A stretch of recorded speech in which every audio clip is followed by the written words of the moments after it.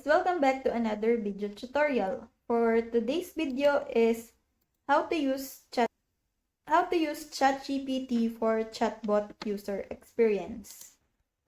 To use ChatGPT for user experience, you can follow these best practices.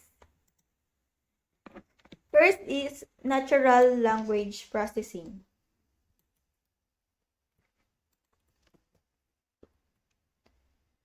Leverage ChatGPT's natural language processing capabilities to accurately understand and interpret user inputs. Ensure the chatbot can handle a variety of queries and user intents effectively. Next is conversational flow. Design an intuitive and seamless conversation flow. Implement dialogue state tracking and context management to maintain coherence throughout the conversation.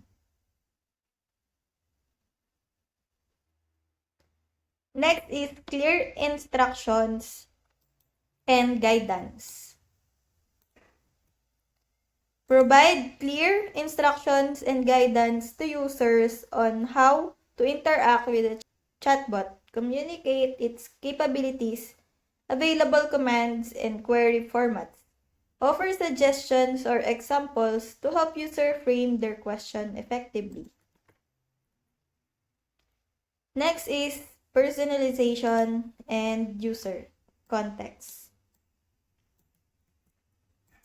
Utilize user context and historical interactions to personalize the chatbot's responses.